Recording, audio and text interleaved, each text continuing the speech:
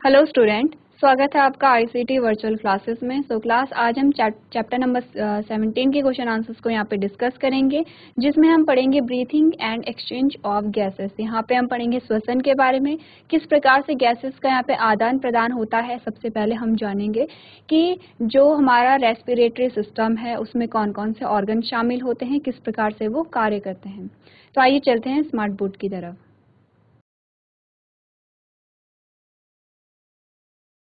चलिए क्लास हम बात करेंगे आज breathing and exchange of gases के बारे में। हम जानेंगे श्वसन क्या होता है और किस प्रकार से हम यहाँ पे गैसेस एक्सचेंज करते हैं। सबसे पहले तो हम बात कर लेंगे कि यहाँ पे गैसेस एक्सचेंज जब हो रही हैं, गैसों का आदान प्रदान हो रहा है, तो कौन सी गैसेस वो होंगी। तो सिंपल सी बात है, हमने जब पढ़ा था श्वसन के बारे में, दो ही प्रकार की गैसेस के बारे में हमने बात की है। हमने कहा पहली ऑक्सीजन और दूसरा कार्बन डाइऑक्साइड। तो हम सभी जानते हैं कि जो ऑक्सीजन होगा उसे हम इनहेल करते हैं, यानी कि हम बॉडी के अंदर उसे लेते हैं, अंतः श्वसन जिसे कहते हैं। और अगर कार्बन डाइऑक्साइड की बात करें तो हम कार्बन डाइऑक्साइड को क्या करते हैं, शरीर से बाहर निकालते हैं। तो सबसे पहले जान लेंगे ब्रीथिंग के बारे में, उसके बाद हम बात करेंगे यहाँ पे जो रेस्पिरेटरी सिस्टम है उसके बारे में। सबसे पहला क्वेश्चन हमारे पास आता है, व्हाट इज रेस्पिरेशन। हमें बताना है कि जो श्वसन है वो क्या होता है। तो श्वसन, जैसे कि आपको पता है कि श्वसन में सिंपली हम क्या कहते हैं, हम कहते हैं कि सांस को अंदर लेना और बाहर लेने की जो प्रक्रिया है उसे हम रेस्पिरेशन कह रहे हैं या फिर श्वसन कह रहे हैं। अब सांस को अंदर लेने और बाहर लेने से क्या मतलब है, हमने कहा हम कोई जो गैसेस है, गैस को हम अंदर ले रहे हैं, शरीर के अंदर हम उसे कंज्यूम कर रहे हैं, एब्जॉर्ब कर रहे हैं, तो वो भी रेस्पिरेशन का पार्ट है। और शरीर में कुछ गैसेस हैं जिसे हम शरीर से बाहर निकाल रहे हैं, वो भी क्या है, रेस्पिरेशन का पार्ट है। इसका मतलब रेस्पिरेशन के दो पार्ट होते होंगे, एक पार्ट में हम गैस को अंदर ले रहे हैं शरीर से और एक पार्ट में हम गैसेस को बाहर भेज रहे हैं। तो हम कैसे डिफाइन करेंगे, हमने कहा respiration is the process through which living organism take in oxygen and give out carbon dioxide to release energy. देखिए क्या कह रहा है कि जो रेस्पिरेशन है ये वो प्रक्रिया है जिसमें जो लिविंग ऑर्गेनिज्म है वो ऑक्सीजन को शरीर के अंदर लेते हैं और कार्बन डाइऑक्साइड को शरीर से बाहर निकालते हैं। अब ये क्यों प्रक्रिया चल रही है इसके बारे में हम बाद में बात करेंगे। अभी आपको सिर्फ डेफिनेशन को देखना है, परिभाषा को देखना है कि जो श्वसन है उसकी क्या परिभाषा हो सकती है। नेक्स्ट हमने क्या देखा, हमने कहा so naturally respiration is major and vital process of gases exchange. Mainly जो रेस्पिरेशन में क्या हो रहा है, गैसेस का आदान प्रदान हो रहा है। The transport of gases during the respiration both oxygen and carbon dioxide are carried out by the blood cells. अब देखिए यहाँ पे रेस्पिरेशन अलग प्रक्रिया है और जो ट्रांसपोर्ट हो रहा है, जो सर्कुलेशन हो रहा है, वो अलग प्रक्रिया है। तो कह रहा है कि यहाँ पे क्या आता है, जो श्वसन में मेनली गैसेस का आदान प्रदान होता है और इन गैसों का जो परिवहन होता है पूरे शरीर में एक जगह से दूसरी जगह, वो हमारे ब्लड सेल्स के द्वारा होता है।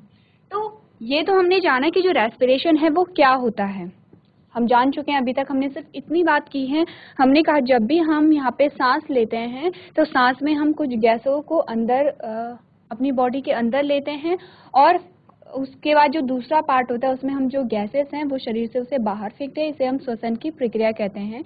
मेनली श्वसन में क्या होता है, हम सांस ले रहे हैं और सांस छोड़ रहे हैं, ये सिंपल सी एक प्रोसेस है। तो हमने कहा कि जो रेस्पिरेशन में मेनली क्या हो रहा है, गैसों का आदान प्रदान हो रहा है। अब ये गैसों का आदान प्रदान हो रहा है लेकिन गैसों का सर्कुलेशन भी हो रहा है हमारी बॉडी में।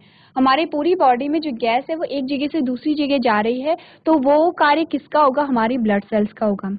अब सेकंड जो क्वेश्चन हमारे पास आता है वो ये है कि हम क्यों श्वसन करते हैं, रेस्पिरेशन की क्या आवश्यकता है, क्यों हम कुछ गैसों को अपने शरीर के अंदर ले रहे हैं और कुछ गैसों को शरीर से बाहर फेंक रहे हैं।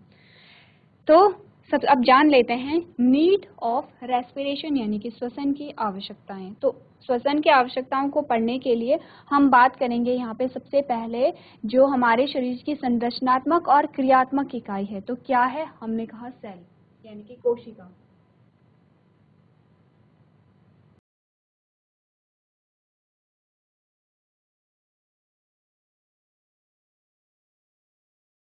क्या है कोशिका, हमारे शरीर की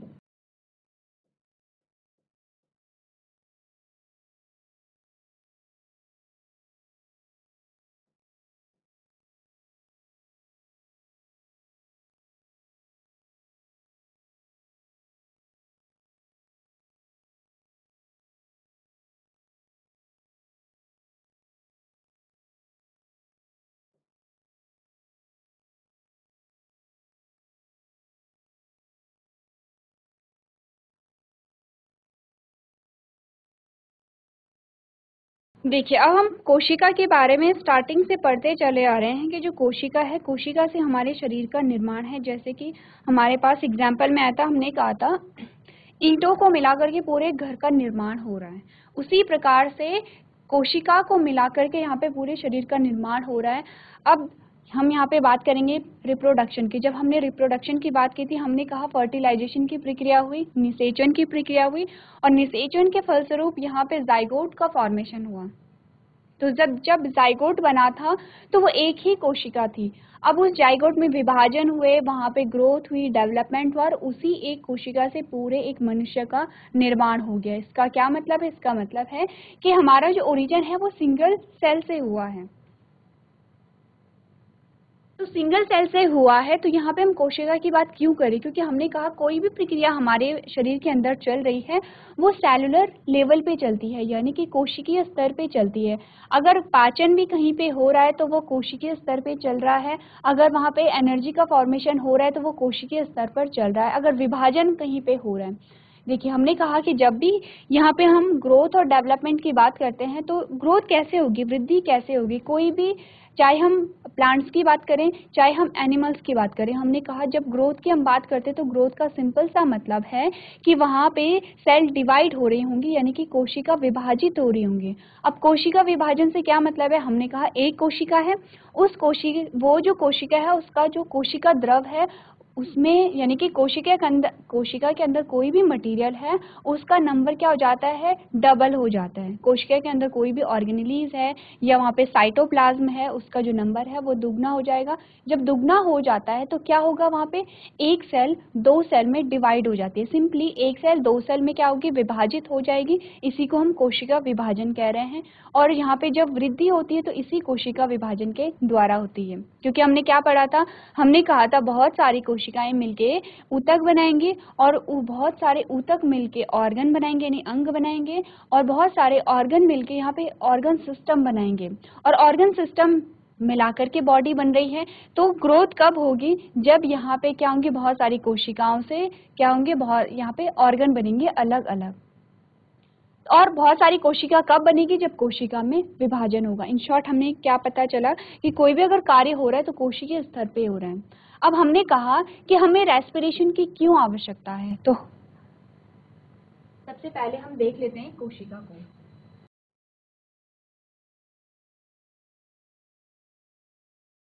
ये एक सेल है, तो क्या होता है? सेल में बहुत सारी प्रक्रियाएं अगर चल रही हैं तो सेल को कार्य करने के लिए यहाँ पे ऊर्जा की आवश्यकता होगी, एनर्जी की आवश्यकता होगी। ये सेम वैसा ही है जैसे हमने कहा कि अगर हम भोजन ग्रहण नहीं करेंगे तो हमें ऊर्जा नहीं मिलेगी और हम कार्य नहीं कर पाएंगे।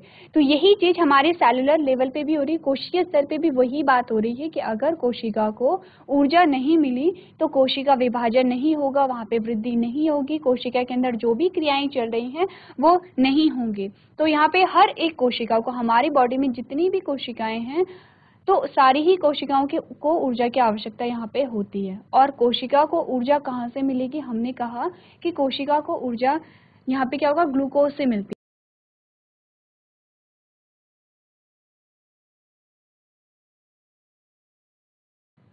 है। ये ग्लूकोज है, तो ग्लूकोज क्या करता है? ग्लूकोज टूटेगा यहाँ पे एटीपी में, और एटीपी के रूप में यहाँ पे जो सेल है उसे एनर्जी मिलती है।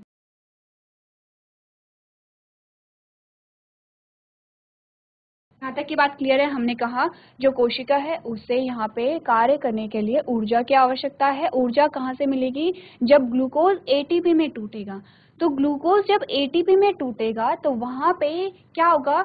हम यहाँ पे क्या हो रही है? एनर्जी प्रोड्यूस हो रही है। तो एनर्जी प्रोड्यूस होने के लिए, यानी कि ऊर्जा के उत्पादन के लिए क्या होता है? यहाँ पे हमें कोई चीज़ बर्न करनी पड़ती है। जैसे कि हमने कहा कि जब हम लकड़ियों को जलाते हैं तो वहाँ पे क्या होता है? हीट निकलती है और लाइट निकलती है, वो भी क्या है? एक एनर्जी है। सेम हमें क्या करना है? यहाँ पे ग्लूकोज को हमें बर्न करना है, जलाना है।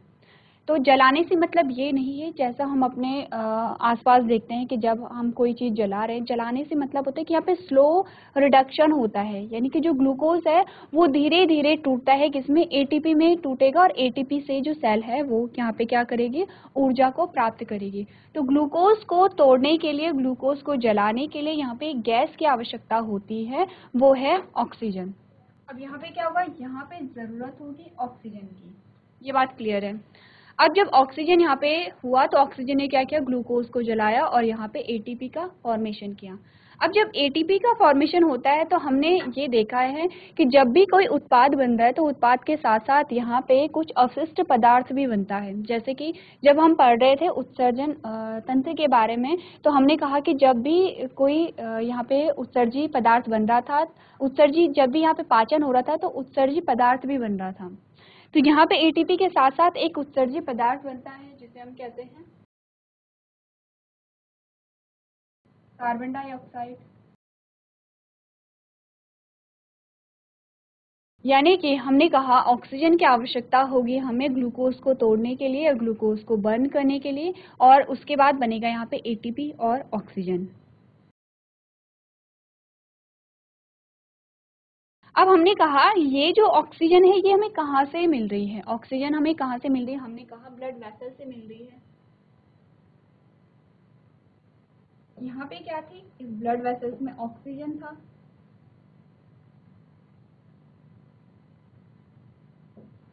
और ये ऑक्सीजन कहाँ आ गया है, सेल में आ गया है। सिंपल सी बात है। अब ये जो ब्लड वेसल्स हैं, तो ब्लड वेसल्स में कहाँ से आया ऑक्सीजन, हमने कहा यहाँ पे हमारा जो रेस्पिरेटरी सिस्टम है, हमने कहा ये हमारे क्या है, लंग्स हैं, और लंग्स के द्वारा जो ऑक्सीजन है वो यहाँ आई।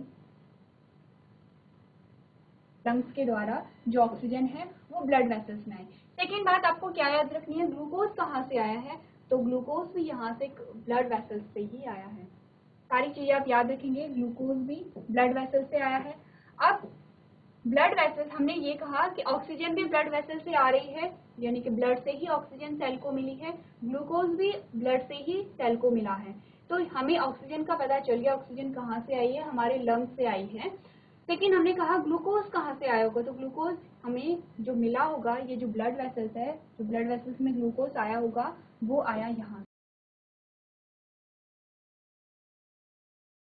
ये हमारा डाइजेस्टिव सिस्टम है, ये स्मॉल इंटेस्टाइन है, और स्मॉल इंटेस्टाइन से जो ग्लूकोज गया वो ब्लड वेसल्स में गया।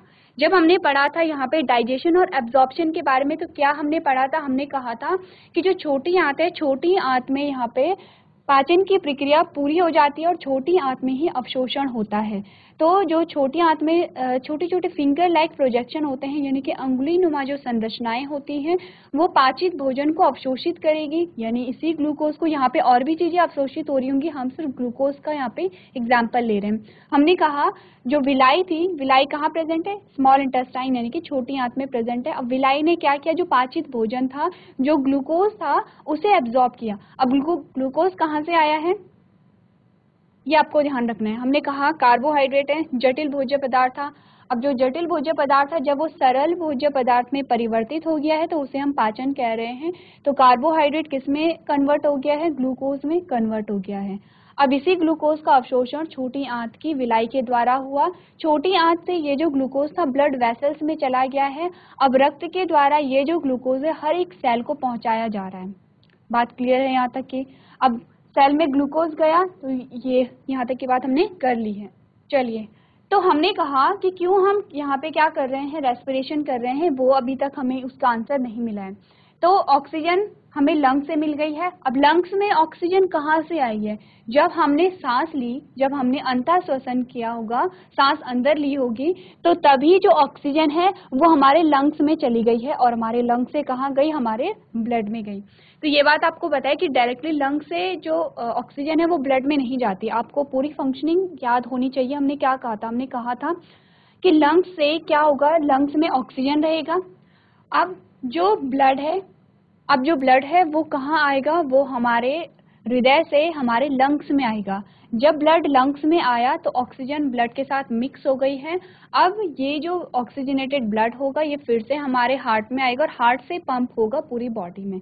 इन शॉर्ट, हमने ये पता चला कि जो ऑक्सीजन हमारी सेल को मिल रही है वो लंग से ब्लड वेसल्स में गई, ब्लड वेसल से ये हर एक सेल में गई। अब यहाँ पे क्या हुआ, हमने कहा जो कार्बन डाइऑक्साइड है ये क्या है, अवशिष्ट पदार्थ है, यानी कि इसकी आवश्यकता हमारे शरीर में नहीं है। तो नहीं है तो क्या होगा यहाँ पे, अब ऑक्सीजन को निकालना जरूरी हो जाएगा। तो ऑक्सीजन कहाँ जाएगी, फिर से जाएगी हमारे ब्लड, कार्बन डाइऑक्साइड कहाँ जाएगी, फिर से यहाँ पे ब्लड वेसल्स में जाएगी और ब्लड वेसल से कहाँ जाएगी, यहाँ पे फिर से लंग्स में चली जाएगी और लंग्स के द्वारा बाहर निकाल दी जाएगी। तो अब आपको आपका आंसर मिल गया है कि क्यों हमें श्वसन की आवश्यकता है। देखिए, हमने कहा हमारी सेल को कार्य करने के लिए ऊर्जा की आवश्यकता है। ऊर्जा कहाँ से मिलेगी? ग्लूकोज से मिलेगी। अब ग्लूकोज से ऊर्जा प्राप्त करने के लिए हमें ग्लूकोज को बर्न कराना पड़ेगा, यानी कि ग्लूकोज को जलाना पड़ेगा। और कैसे बर्न कराते हैं हम? बहुत ग्रेजुअल प्रोसेस होती है, यानी कि बहुत धीरे धीरे ये प्रोसेस होती है। तो यहाँ पे बर्न कराने के लिए ऑक्सीजन की आवश्यकता होती है, क्योंकि ऑक्सीजन का जो नेचर है वो यही है, जलाना। आपने देखा होगा कि अगर हम अगर अपने इन्वायरमेंट की बात करें तो हमने देखा कि अगर कहीं पे ऑक्सीजन प्रेजेंट नहीं है तो हम किसी भी चीज़ को वहाँ पे जला नहीं सकते हैं, यानी कि किसी भी चीज़ को जलाने के लिए ऑक्सीजन की जो प्रेजेंस है वो मस्ट है। तो हमने कहा जो ग्लूकोज है उसे बर्न कराने के लिए ऑक्सीजन की आवश्यकता है। तो ये ऑक्सीजन हमें कहाँ से मिलेगी? जब हम श्वसन करेंगे, जब हम सांस लेंगे तब जाके हमें ये ऑक्सीजन मिलेगी। अब ऑक्सीजन मिलके एटीपी बन गई है, एटीपी से ऊर्जा मिल गई है सेल को, लेकिन अब यहाँ पे एक अपशिष्ट पदार्थ बन गया है जिसे हम क्या कह रहे हैं?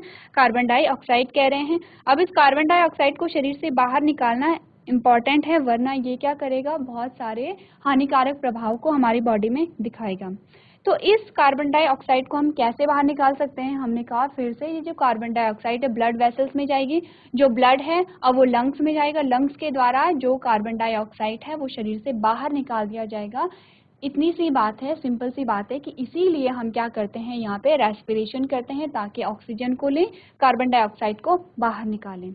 अब देखिए, जो श्वसन की प्रक्रिया हो रही है, श्वसन और सर्कुलेशन में अपने दोनों में आपको डिफरेंस पता होना चाहिए। श्वसन की जो प्रक्रिया है वो गैसों का आदान प्रदान है।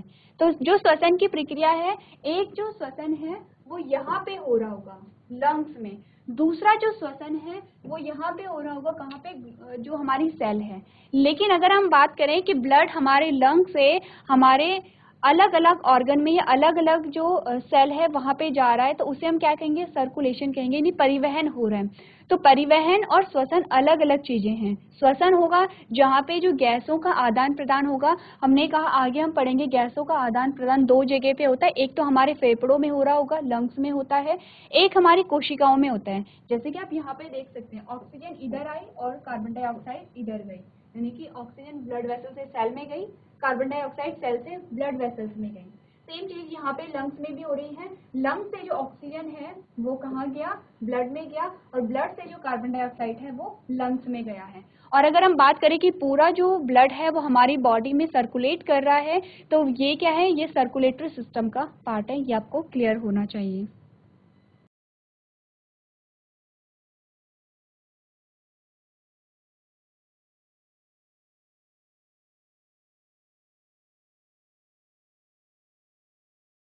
रेस्पिरेशन के बारे में जाना, रेस्पिरेशन क्या होती है और रेस्पिरेशन की क्या आवश्यकता होती है। इसके बाद जो नेक्स्ट हमारे पास क्वेश्चन आता है उसमें हमसे पूछा गया है, draw a label diagram of respiratory system.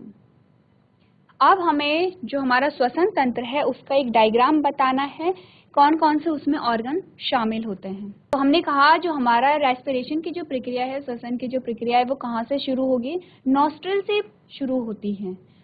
तो आपके पास एमसीक्यू में क्वेश्चन आ सकता है कि जो श्वसन की प्रक्रिया है वो कहाँ से शुरू होगी। एक ऑप्शन हो गया आपका मुख से शुरू होती है, एक हो गया नॉस्ट्रल से शुरू होती है, और दो कुछ भी ऑप्शन आपको दे दिए जा सकते हैं। तो सबसे ज़्यादा कंफ्यूजन आपको कहाँ होगा? मुख से होती है या नॉस्ट्रल से होती है? तो आपका जो सही आंसर होगा वो होगा नॉस्ट्रल से। हमेशा जो रेस्पिरेशन की प्रक्रिया होगी वो नॉस्ट्रल से होती है।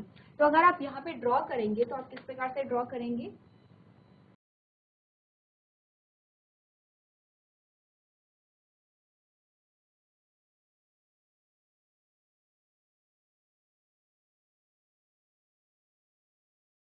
चलिए, तो यहाँ पे ये जो है ये नॉस्ट्रल है,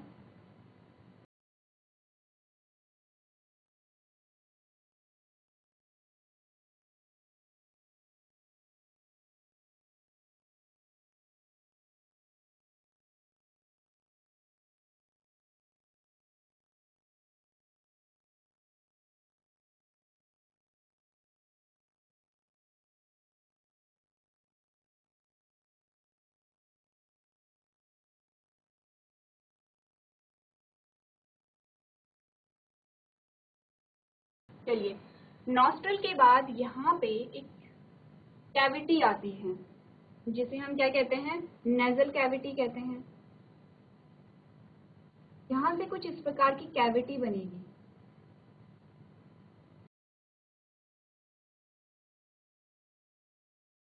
इस कैविटी को हम कहेंगे नेजल कैविटी।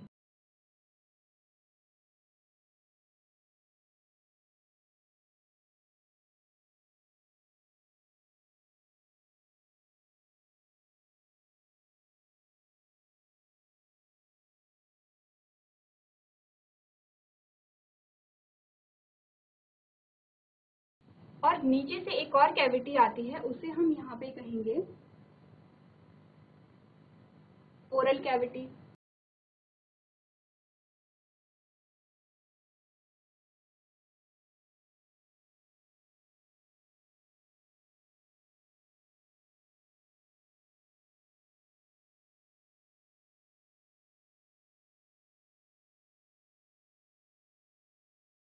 देखिए, तो ये हमारे पास क्या है, ओरल कैविटी है। तो यहाँ पे हमने कहा ये वाली जो कैविटी है नेजल कैविटी है, ये हमारी ओरल कैविटी है। ओरल कैविटी के बारे में हमने कब पढ़ा था, ओरल कैविटी या बक्कल कैविटी? तो बक्कल कैविटी के बारे में हमने कब पढ़ा था, जब हम पढ़ रहे थे यहाँ पे डाइजेशन के बारे में।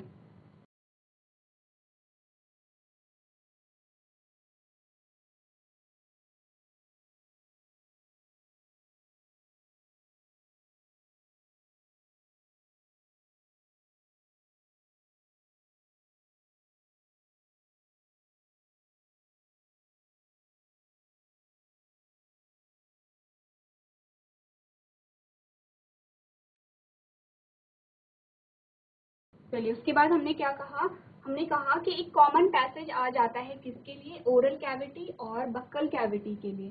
तो उसे हम कहते हैं फेरेंक्स। यानी कि एक तो क्या होता है, नेजल कैविटी ऊपर होगी और हमारी बक्कल कैविटी नीचे होती है, लेकिन एक कॉमन पैसेज आ जाता है। आपने देखा होगा जब कभी आप पानी पीते हो तो आपको क्या होती है, खांसी आ जाती है और जो पानी है वो आपके नाक के रास्ते बाहर आ जाते हैं। तो क्या क्या हो रहा है, यहाँ पे कॉमन पैसेज है। तो ये जो कॉमन पैसेज है 3 पार्ट में डिवाइडेड होता है। इस वाले पोर्शन को हम कहते हैं नेजोफेरेंक्स।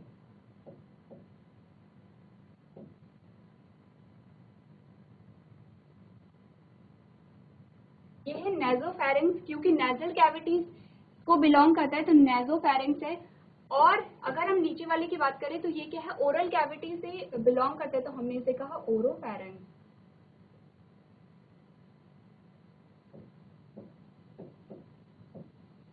ओरोफेरेंक्स। और नीचे वाले पोर्शन को हमने कहा लैरोफेरेंक्स।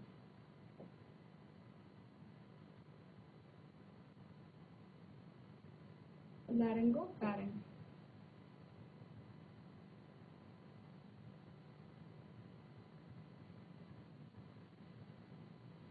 और इन तीनों को मिला के हम कहते हैं फेरेंक्स।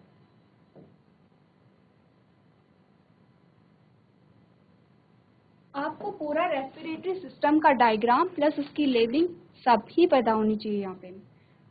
नेक्स्ट हमने कहा ये जो पाइप है, अब ये पाइप 2 पार्ट में यहाँ से डिवाइड हो गया है। अब ये वाला जो पोर्शन है ये हमारा क्या हो गया है, इसोफिगस का पार्ट आ गया है। ये होगा यहाँ पे इसोफिगस बन गया है।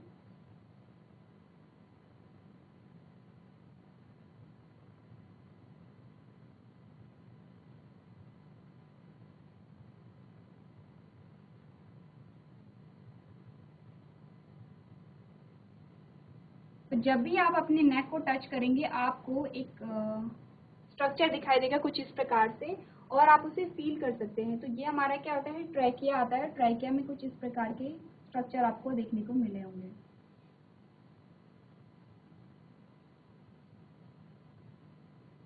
हमने क्या कहा, ट्रैकिया।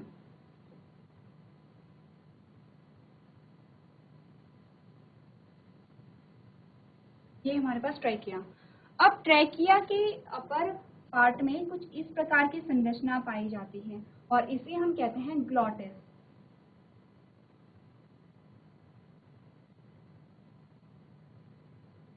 ग्लॉटिस। अब जो ट्रैकिया है ये फिर से क्या होगा, फिर से डिवाइडेड हो जाएगा कुछ इस प्रकार से। इस प्रकार से ये क्या होगा, डिवाइड हो जाएगा।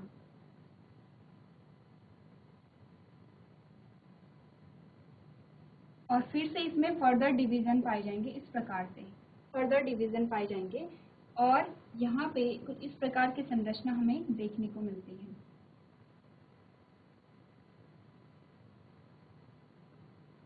प्रकार की संरचना हमें देखने को मिली। हमने क्या कहा, हमने कहा ये ट्रैकिया है, ट्रैकिया फिर से फर्दर दो पार्ट में जब डिवाइड हुआ तो हमने इन्हें क्या कहा, इन्हें कहा हमने प्राइमरी ब्रोंकाई, क्योंकि ये क्या है, पहले डिवीजन को हम प्राइमरी ब्रोंकाई कहेंगे, जो दूसरा डिवीजन है उसे हम यहाँ पे क्या कहेंगे, सेकेंडरी ब्रोंकाई कहेंगे। इसी प्रकार से और फर्दर यहाँ पे क्या होते हैं, डिवीजन होते रहते हैं और यहाँ पे जो लास्ट में डिवीजन आता है वहां पे कुछ इस प्रकार की संरचनाएं पाई जाती है, कुछ ये जो गुच्छेनुमा संरचना पाई जाती है और इन गुच्छेनुमा संरचना को हमने यहाँ पे क्या कहा, हमने कहा एल्विलाई। ये जो गुच्छेनुमा संरचना हमें दिखाई दे रही है ये है एल्विलाई। और लास्ट जो यहाँ पे ये जो लास्ट वाला जो हमें डिवीजन दिख रहा है इसे हम कहते हैं टर्मिनल ब्रोंकाई।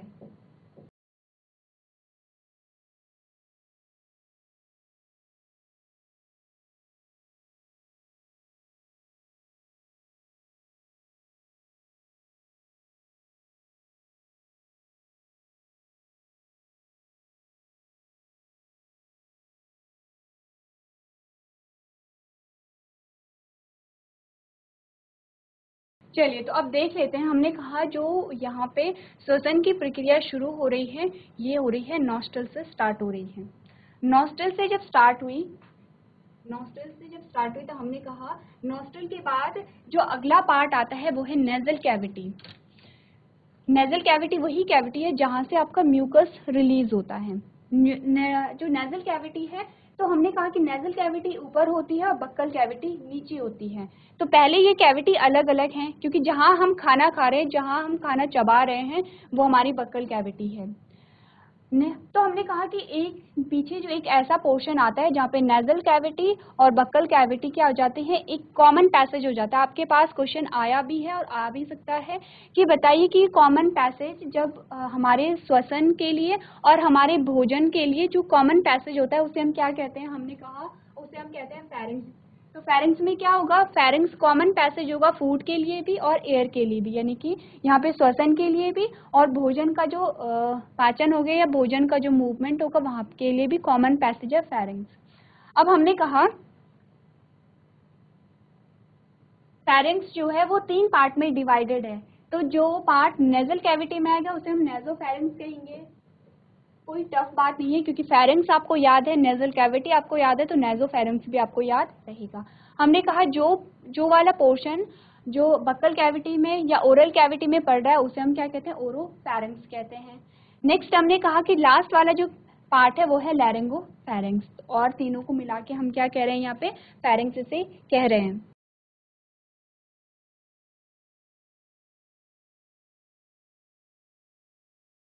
नेक्स्ट इसके बाद जो हमारा पार्ट आता है, हमने कहा अब यहाँ पे ये जो पाइप चल रहा था ये 2 पार्ट में डिवाइड हो गया है। तो 2 पार्ट में जब डिवाइड हुआ है तो पहला जो पार्ट है वो उसने बनाया ट्रैकिया, और दूसरा जो पार्ट है उसने क्या बनाया, यहाँ पे जो हमारा इसोफेगस है यानी कि भोजन नली है वो इसने बनाया। उसके बाद फेरिंग्स के बाद एक और पार्ट यहाँ पे आता है जिसे हम कहते हैं लैरिंग्स। तो क्या होगा, जो ग्लॉटिस है ये अपर पार्ट को हम क्या कहते हैं, ग्लॉटिस कहते हैं, लेकिन ये जो निचला पार्ट है उसे हम क्या कहेंगे, यहाँ पे लैरिंग्स कहेंगे।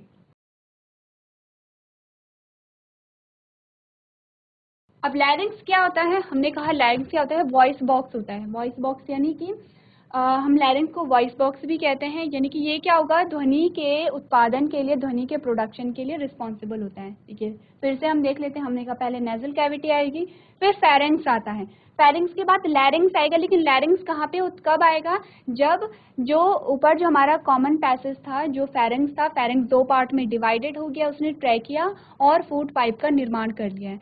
तो अब जो ट्रैकिया का जो सबसे ऊपरी पार्ट में एक हमें एक शेप दिखाई दे रही है, उस शेप में हमने कहा उसका नाम क्या है, यहाँ पे लैरिंग्स है, वॉइस बॉक्स है, यानी कि ध्वनि के उत्पादन के लिए ये रिस्पॉन्सिबल होता है। आपने पढ़ा भी होगा जब हम पढ़ रहे थे यहाँ पे एडोलसेंस के बारे में, तो हमने कहा था जो वॉइस बॉक्स है, वॉइस में बड़ा हो जाता है तो उनकी जो आवाज़ है वो भारी हो जाती है, तो यही वो क्या है, यही वॉइस बॉक्स है। वो हमने कहा जो वॉइस बॉक्स के ऊपर एक ढक्कन जैसी संरचना है, ढक्कन ही लगा लीजिए, उसे हम कह रहे हैं ग्लॉटिस। तो क्या होता है, जब हम भोजन ग्रहण करते हैं तो उस टाइम पे जो ग्लॉटिस है वो हमारे विंड पाइप को बंद कर देता है। ट्रैकिया को हम विंड पाइप भी कहते हैं क्योंकि यहाँ से हम क्या कर रहे हैं, श्वसन की प्रक्रिया यहाँ से हो रही है। तो ग्लॉटिस क्या करता है कि जब भोजन को हम निगलते हैं तो जो ग्लॉटिस है वो लैरिंग्स को बंद कर देता है ताकि जो भोजन है वो हमारे जो विंड पाइप है वहाँ ना जा सके। जब हम श्वसन की प्रक्रिया करते हैं तो जो ग्लॉटिस है वो खुल जाएगा, यानी कि जो गैस का आदान प्रदान यहाँ से हो जाएगा। नेक्स्ट हमने कहा जो ट्रैकिया है, और ट्रैकिया में कुछ ऐसी रिंग्स आप जब अपने थ्रोट को जब आप चेक करते हो तो ऐसी रिंग्स आपको दिखाई देती हैं। तो किससे बनी है, कार्टिलेज टिश्यू से बनी होती हैं ये वाली जो रिंग्स, जिनकी हम ये बात कर रहे हैं, ये वाली जो रिंग है वो कार्टिलेज टिश्यू से बनी होती है। अब हमने कहा जो ट्रैकिया है ये फिर से दो मुख्य पार्ट में डिवाइड हो जाता है। अब यहाँ से जो ट्रैकिया है वो जब दो पार्ट में डिवाइड हुआ तो यहाँ से प्राइमरी ब्रोंकाई बनी, दो प्राइमरी ब्रोंकाई बनी है, और हर एक प्राइमरी ब्रोंकाई एक एक फेफड़े में जाएगी। तो ये हमारे क्या है, ये लंग्स हैं, जो आपको ऐसे बॉक्स जैसी संरचना यहाँ पे दिखाई दे रही है, ये क्या है, लंग्स हैं। तो क्या होगा, जो प्राइमरी ब्रोंकाई है वो हर एक लंग्स में जाएगी, दो प्राइमरी ब्रोंकाई बन रही है और एक एक जो प्राइमरी ब्रोंकाई है वो दोनों ही लंग्स में चली जाएंगी। क्या हुआ फिर, प्राइमरी ब्रोंकाई में फिर से फर्दर डिवीजन हुआ, शाखाएं, जैसे कि हम पेड़ों में शाखाएं देते हैं वैसे ही यहाँ पे शाखाएं बनी है। प्राइमरी ब्रोंकाई से सेकेंडरी ब्रोंकाई बनी, यानी कि जो ब्रोंकाई है उसमें फिर से डिवीजन हुआ, फिर से विभाजन हुआ, और यहाँ पे क्या बनी, सेकेंडरी ब्रोंकाई बनी। सेकेंडरी ब्रोंकाई से टर्शरी ब्रोंकाई भी बनती है, यानी कि फिर से शाखित हो रहा है। और लास्ट जो हमारे पास जो ब्रांच बनी उसे हम कहेंगे टर्मिनल ब्रोंकाई। याद रखेंगे, अब आपको स्टार करना है, टर्मिनल ब्रोंकाई को आप याद रखेंगे क्योंकि इससे क्वेश्चन आएगा। क्यों क्वेश्चन आएगा, क्योंकि टर्मिनल ब्रोंकाई पे ही क्या होते हैं, यहाँ पे इस प्रकार की जो संरचना आपको देख रहे हैं, एल्विलाई। एल्विलाई बहुत इंपॉर्टेंट है, आपको एल्विलाई का स्ट्रक्चर पता होना चाहिए, उसका फंक्शन हम आगे पढ़ेंगे। तो क्वेश्चन क्या आएगा, क्वेश्चन ये आता है कि एल्विलाई जो एल्विलाई कहाँ लगी होती हैं, कहाँ अटैच होती हैं, तो आपका आंसर होगा टर्मिनल ब्रोंकाई पे क्या होती हैं, अटैच होती हैं। ये हमारे पास पूरा क्या आएगा, जितने भी पार्ट यहाँ पे रेस्पिरेटरी सिस्टम में होते हैं हमने यहाँ पे वो ड्रॉ कर लिए हैं।